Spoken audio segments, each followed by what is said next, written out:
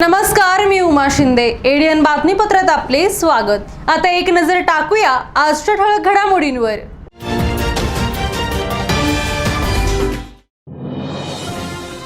मनपा हद्दीतील 8वी ते 12वीचे वर्ग 4 ऑक्टोबर पासून सुरू करण्याला मनपाचा ग्रीन सिग्नल.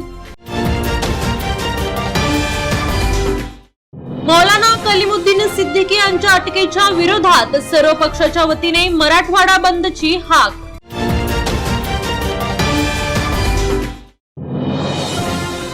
मराठवाड्यात ओला दुष्काळ जाहीर करा, मनसे, एमआयएम व मराठा क्रांती मोर्चाची मागणी. आझादी का अमृत महोत्सवाचे उत्साहाच्या वातावरणात उद्घाटन.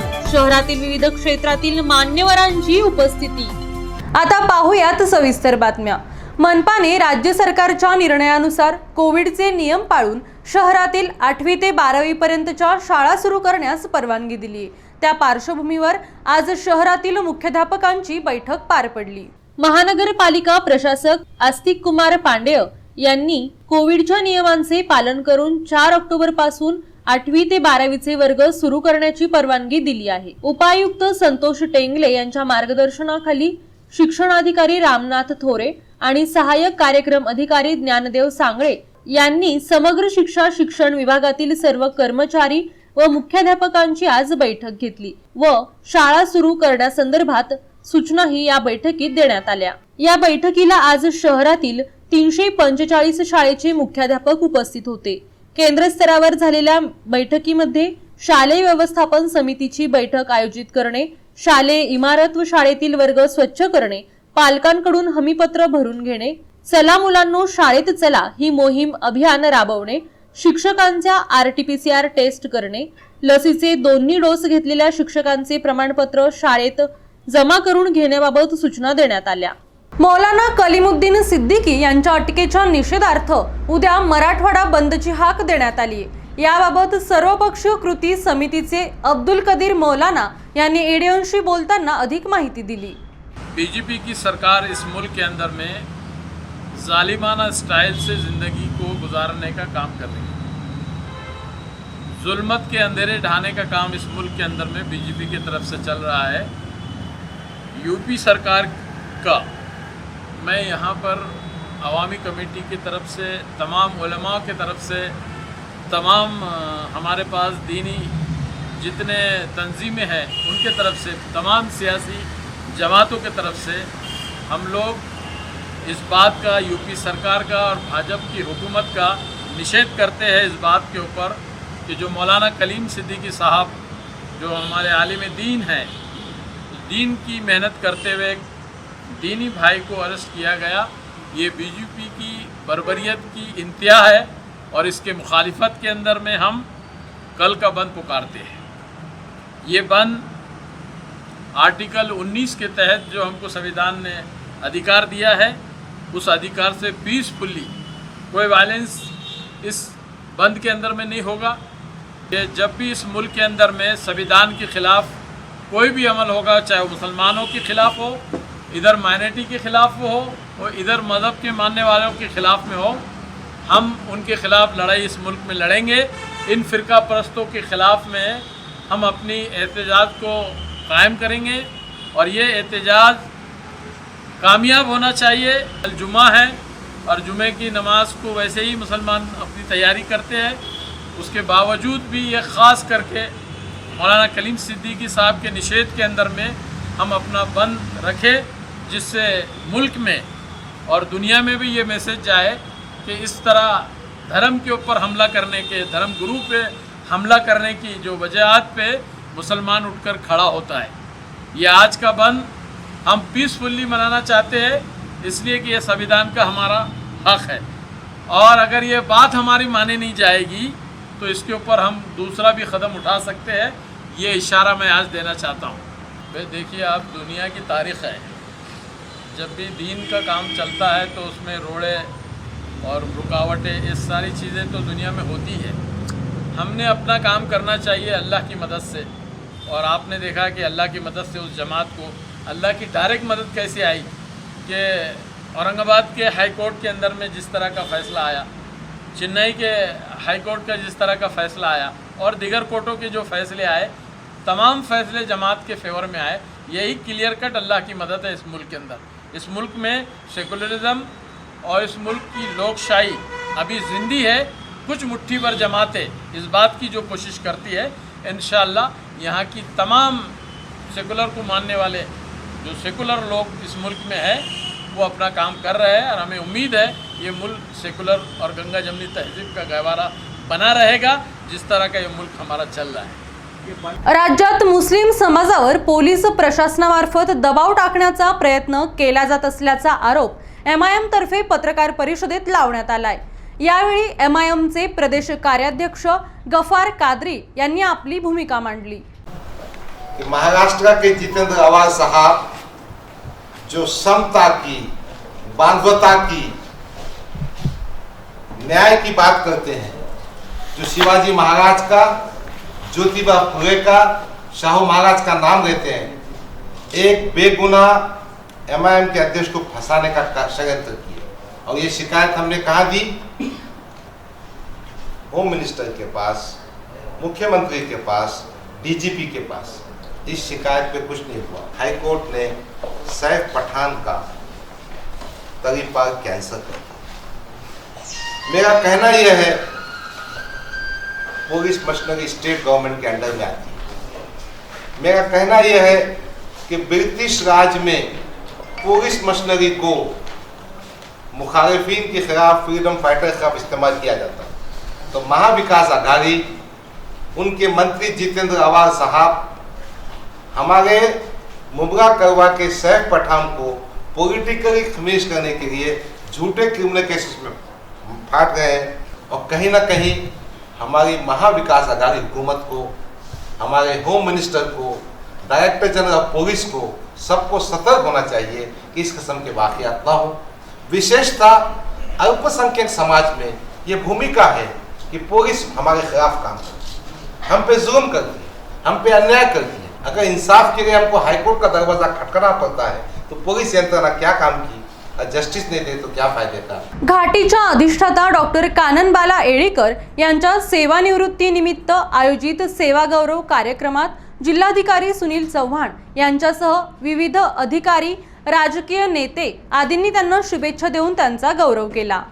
शासकीय वैद्यकीय महाविद्यालय व रुग्णालयाच्या अधिष्ठाता डॉक्टर काननबाला येळीकर या आज सेवानिवृत्त झाल्या। सेवानिवृत्तीनिमित्त शासकीय वैद्यकीय महाविद्यालय व रुग्णालय परिसरातील सभागृहामध्ये सेवा गौरव कार्यक्रमाचे आयोजन करण्यात आले होते। यावेळी जिल्हाधिकारी सुनील चव्हाण यांची प्रमुख उपस्थिती होती। जिल्हाधिकारी सुनील चव्हाण यांच्यासह या कार्यक्रमामध्ये सर्व राजकीय पक्ष, संघटना, कामगार संघटना, शासकीय अधिकारी आदींनी अधिष्ठाता यांना सेवानिवृत्तीनिमित्त शुभेच्छा देऊन त्यांचा सेवा गौरव केला। कोविड काळामध्ये अधिष्ठाता डॉक्टर काननबाला येळीकर यांची मोलाची भूमिका राहिली असल्याचे प्रतिपादन जिल्हाधिकारी सुनील चव्हाण यांनी यावेळी केले। तुम्ही बघितलंय कोविडमध्ये काम करताना मी नेहमी म्हणायचो team Aurangabad, doctor Yelikar madam माझ्या टीमच्या बेस्ट प्लेयर होत्या, हे मी आवर्जून सांगेन। जिल्हाधिकारी म्हणून काम करताना मी टीम बांधण्याचा प्रयत्न केला। जसं क्रिकेटच्या टीममध्ये प्रत्येकाला वेगवेगळं काम असतं, कोणी विकेट कीपर असतो, कोणी बॉलर असतो, कोणाची वेगळी फिल्डिंगची जागा असते, काही पॉईंटला, काही गलीला, काही कव्हरला। आमच्या मॅडमनी कव्हरमध्ये खूप चांगलं काम केलं, कारण कव्हरचा जो फिल्डर असतो त्याचं काम असं असतं की कुठलाही बॉल बाउंड्रीकडे नाही गेला पाहिजे, आणि खूप ॲक्टिव्ह प्लेयर आपण तिथं ठेवतो। तर मला गव्हर्नमेंट मेडिकल कॉलेजमध्ये जेव्हा मी आलो ऑगस्टमध्ये, तेव्हा उन्हेपूर इथं 400 ते 500 बेड होते ऑगस्ट 2000 आपण ते वाढवत आता 800 प्लस 900 म्हणजे 1000 बेड आपण इथं तयार केले कोविडचे। तर याच्यामध्ये त्यांचा वाटा खूप मोठा आहे।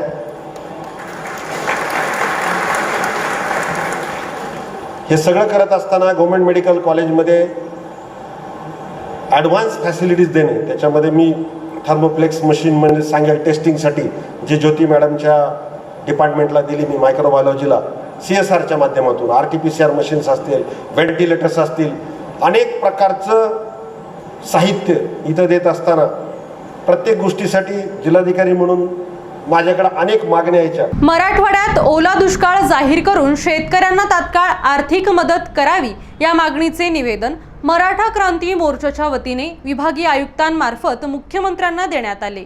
याबाबत गणेश उगले यांनी एडियन सोबत बोलताना अधिक माहिती दिली. अतिवृष्टी झालेली आहे मराठवाड्यामध्ये, त्याबद्दल सर्व मराठवाड्याला ओला दुष्काळ जाहीर करून हेक्टरी 50,000ची मदत करण्यात यावी आणि विमा कंपन्याकडून जे अटी सांगितल्या गेलेल्या आहेत त्या विनाअट विमा कंपन्यांनी विमा भरपाई देण्यात यावी या मागणीसाठी आम्ही विभागीय आयुक्तांना आज निवेदन दिले. आणि जे आघाडीचे जे लोक आहेत, जे सरकारमधील मंत्री आमदार वगैरे जे फोटो सेशन चाललं आहे हे त्वरित थांबण्यात यावे आणि सरसगट शेतकऱ्यांना आर्थिक मदत जाहीर करून तात्काळ त्यांच्या खात्यात जमा करण्यात यावी.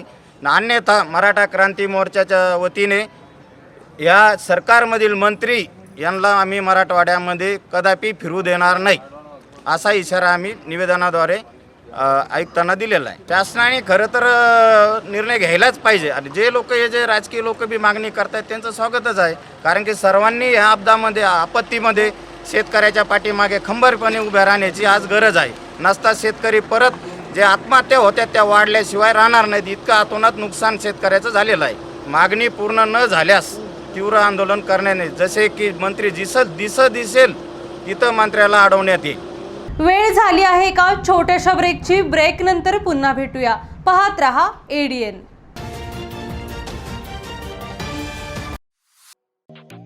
आदर्श महिला बँक लिमिटेड औरंगाबाद. ठेवीवरील व्याजदर दिनांक 9 ऑगस्ट 2021 पासून 13 महिने ते 24 महिने 10%. सेवानिवृत्त ज्येष्ठ नागरिक आणि महिला सभासद 13 महिने ते 24 महिने 11%. 25 महिने व त्यापासून पुढे 10%. मासिक प्राप्ती योजना 8.75%. आमची शाखा Shivjyoti colony CIDCO N6 Aurangabad. RL park Sillod. मुख्य कार्यालय प्लॉट नंबर 22 समाधान कॉलनी कोकणवाडी औरंगाबाद. संपर्क क्रमांक 0240234573. सुवर्ण संधी 10वी 12वी आणि ग्रॅज्युएट पास विद्यार्थ्यांसाठी सुवर्ण संधी. बेरोजगारीच्या काळात 100% जॉब गॅरंटी देणारे कोर्सेस करा. केंद्रीय शिक्षण मंडळ, भारत सरकार मान्यताप्राप्त DMLT, PGDMLT, OT technician, diploma physiotherapy, ECG, x-ray radiology, CT scan, pharmacy in Ayurveda and Unani, diploma optometry, ITI electrician course. तसंच महाराष्ट्र शासनाच्या यशवंतराव चव्हाण महाराष्ट्र मुक्त विद्यापीठाचे BA मराठी आणि उर्दू माध्यम, MA मराठी, हिंदी, इंग्रजी आणि उर्दू. तसंच मानवी हक्क, गांधी विचार दर्शन, समंत्रक प्रमाणपत्र, बालसंगोपन कोर्स, नोकरी व्यवसाय सांभाळून हे कोर्सेस करता येतात.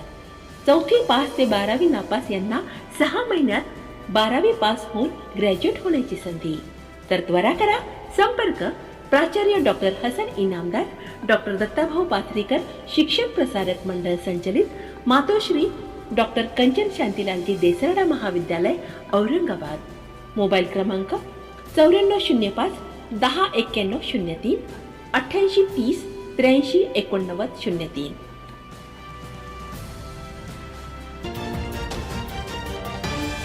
ब्रेक नंतर आपले स्वागत. राज्य सरकारने ओला दुष्काळ जाहीर करून प्रत्येक शेतकऱ्याला सरसकट 50,000 रुपयांची रोख मदत जाहीर करण्यात यावी या आशयाचे निवेदन मनसेतर्फे विभागीय आयुक्तांना देण्यात आले.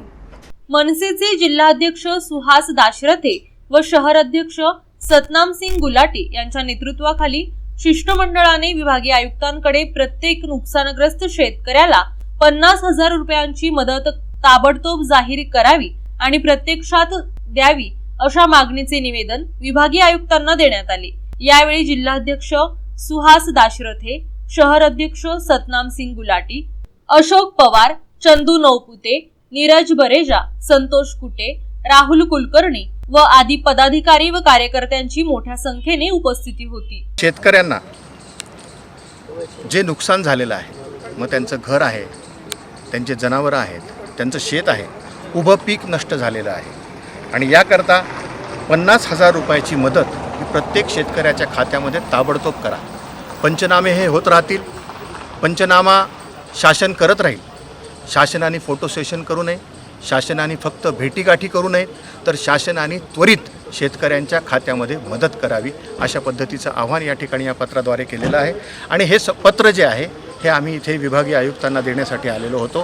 कारण संपूर्ण मराठवाडा असेल, विदर्भ असेल, या ठिकाणी जी अतिवृष्टी झालेली आहे, या अतिवृष्टीला अनुसरून इथे आदरणीय हिंदू जननायक राजसाहेब ठाकरे यांचं हे पत्र आहे.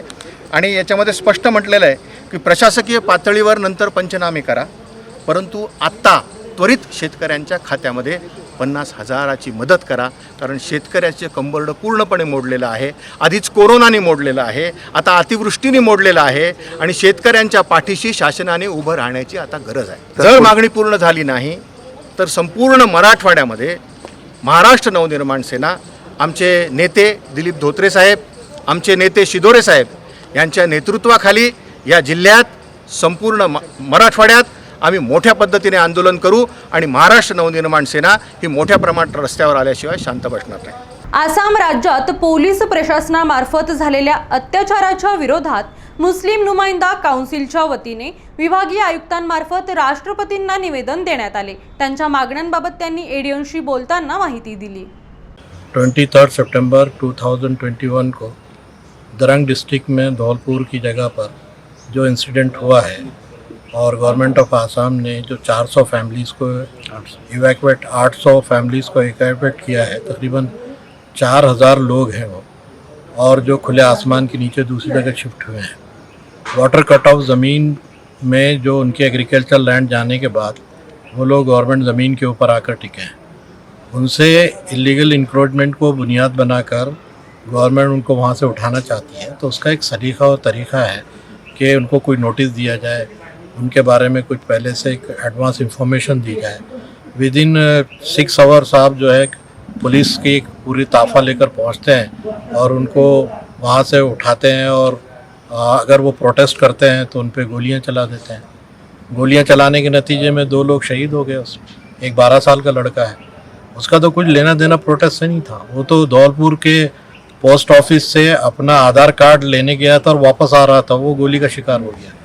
तो पुलिस पर भी 302 जो धारा लगनी चाहिए, और वो मोइनुल हक जो जिसको गोली मारकर पुलिस ने उस पर फोटोग्राफर कूदा है, उस फोटोग्राफर के ख़िलाफ़ भी 302 की धारा लगनी चाहिए.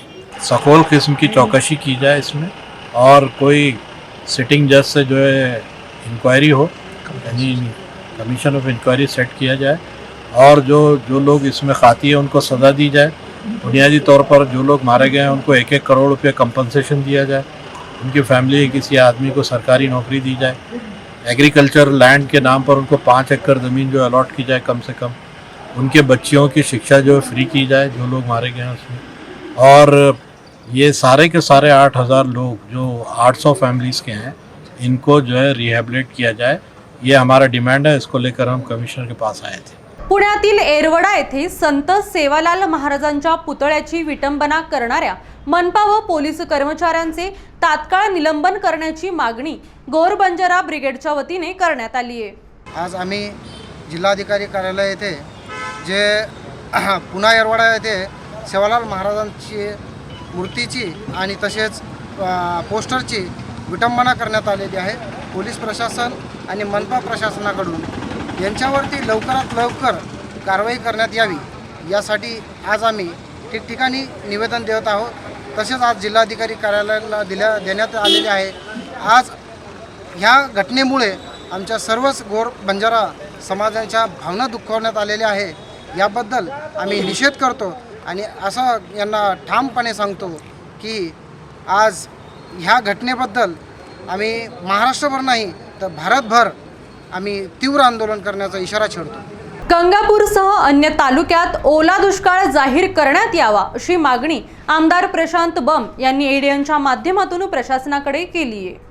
औरंगाबाद जिल्ह्यामध्ये गंगापूर, खुलताबाद व इतर तालुक्यांमध्ये प्रचंड शेतकऱ्यांची हानी झालेली आहे.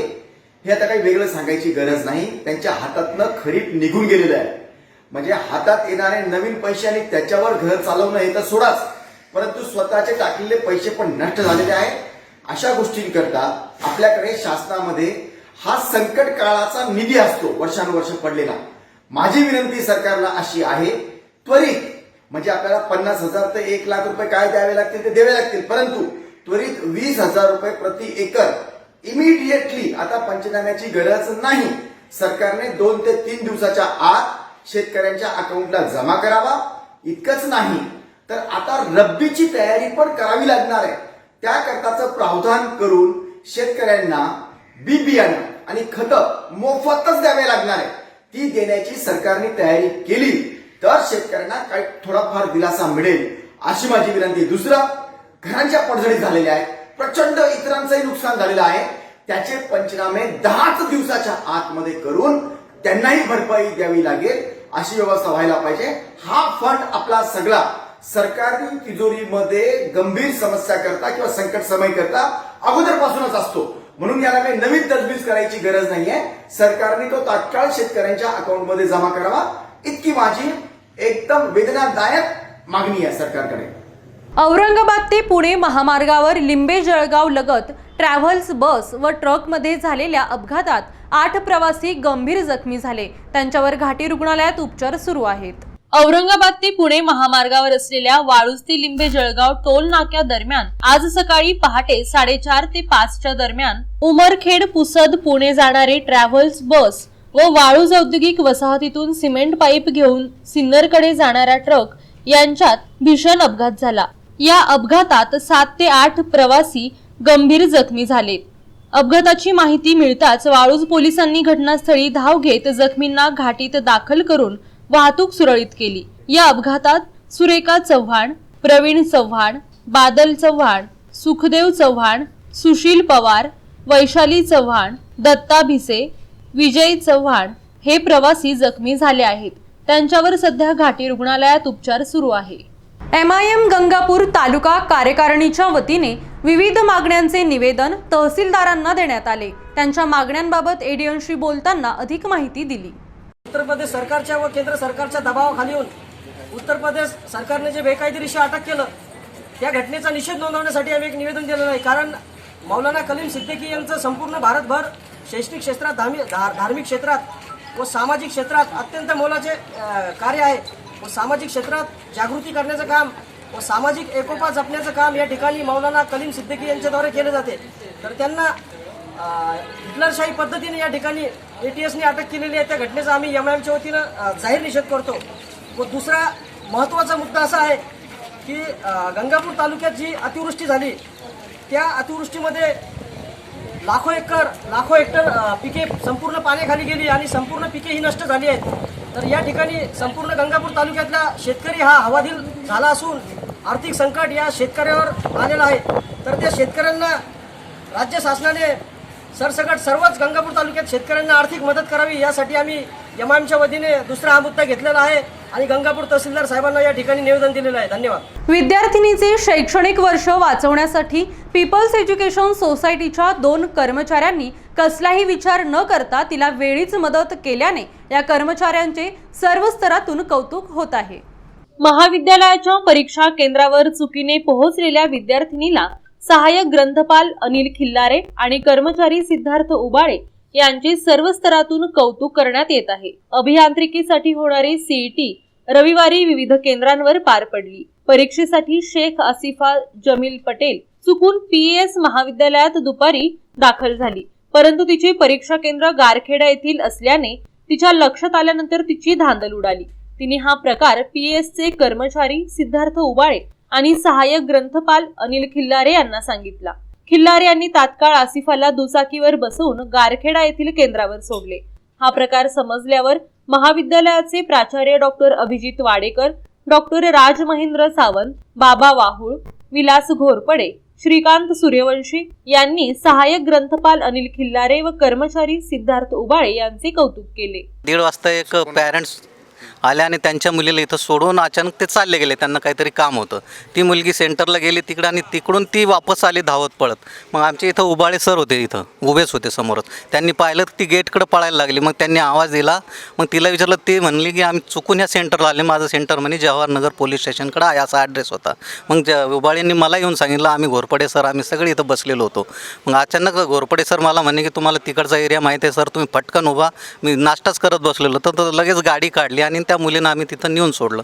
म्हणजे जास्तीत जास्त 15 ते 20 मिनटात मी तिथं गेलो. म्हणजे सगळे सिग्नल वगैरेचे परवा न करता आम्ही तिथं पोहोचलो.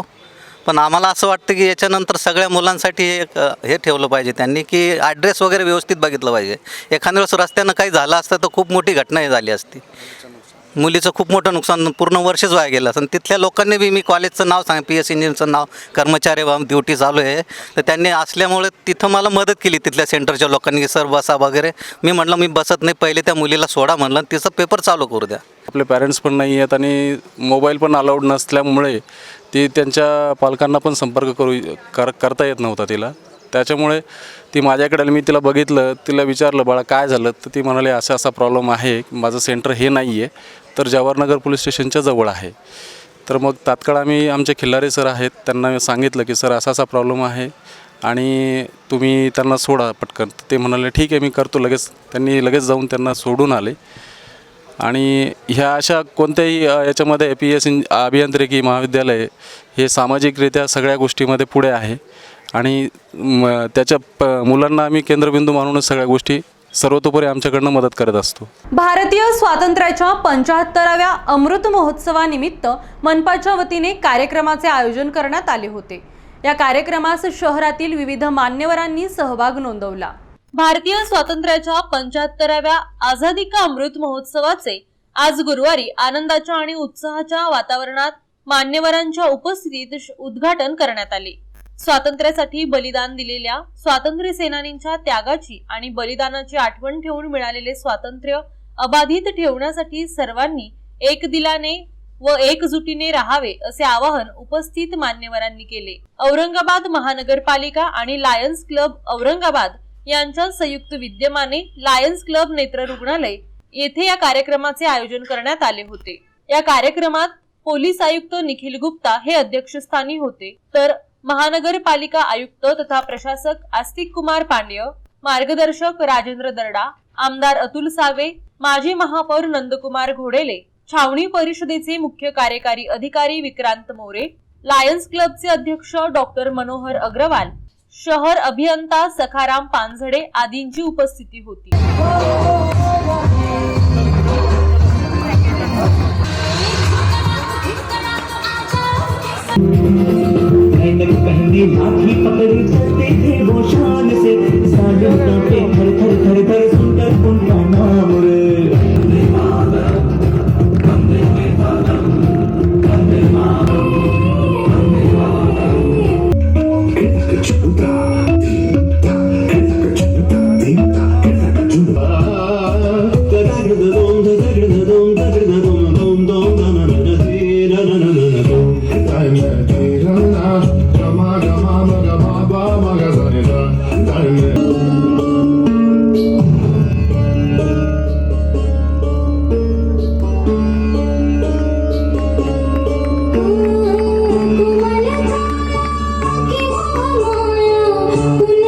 सम्यक विद्यार्थी संघटनेच्या वतीने समाज कल्याण विभागासमोर विविध मागण्यांसाठी निदर्शने आंदोलन करण्यात आले.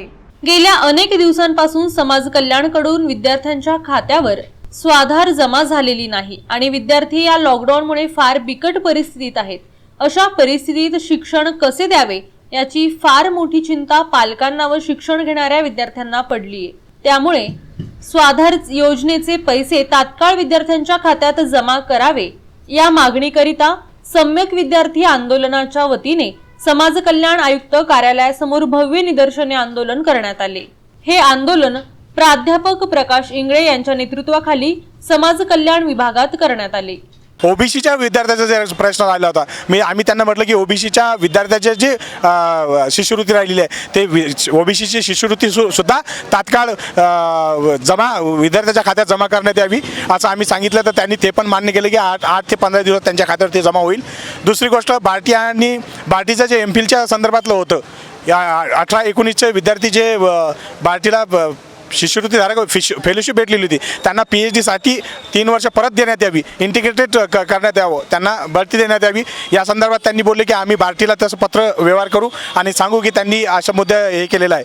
आणि दुसरी MPSCचे पोरांचे 1.5 वर्षापासून जे थकीत रक्कम राहिलेली आहे, 1.5 वर्षापासून MPSC विद्यार्थ्यांची थकीत रक्कम त्यांच्या खात्यावर जमा झालेली नाही, तेही त्यांनी सांगितले की शासनाला आम्ही ते पत्र व्यवहार करून त्यांना तात्काळ त्या विद्यार्थ्याच्या खात्यावर जमा व्हावी असं आम्ही पत्र व्यवहार करू. आणि बाकीचे जे मुद्दे इथले स्थानिक मुद्दे होते ते स्थानिक मुद्दे माननीय जलील साहेब उपायुक्त समाज कल्याण त्यांनी ते मान्य केलेले आहेत आणि त्यांनी सांगितले बाकी उर्वरित जे मुद्दे आहेत ते उर्वरित मुद्दे आम्ही शासनाला पाठवू आणि शासनानं जर मान्य केलं तर आम्ही तात्काळ तुम्हाला मग साधारचं असेल, बार्टीच्या संदर्भातलं MPhil to PhDचं असेल, परत MPSC UPSCच्या पोरांच्या याचं असेल, ते जर त्यांनी मान्य केलं तर तात्काळ विद्यार्थ्याच्या खात्यावर ते जमा होईल. आम्ही त्यांना एवढंही सांगितलेलं आहे जर की हे बाकीच्या मागण्या जर मान्य झाल्या नाहीत तर 7 तारखेच्या नंतर क्रांती चौक ते विभागीय आयुक्तालयावर आम्ही भव्य दिव्य असा मोर्चा काढणार आहोत. पुन्हा एकदा नजर टाकूया आजच्या ठळक घडामोडींवर.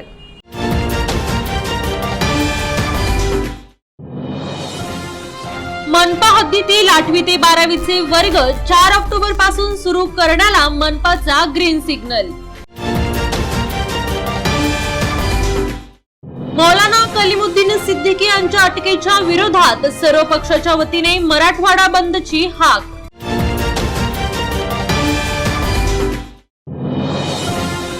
मराठवाड्यात ओला दुष्काळ जाहीर करा, मनसे MIM व मराठा क्रांती मोर्चाची मागणी. आझादी का अमृत महोत्सवाचे उत्साहाच्या वातावरणात उद्घाटन, शहरातील विविध क्षेत्रातील मान्यवरांची उपस्थिती. आजचे हे बातमीपत्र इथेच संपले.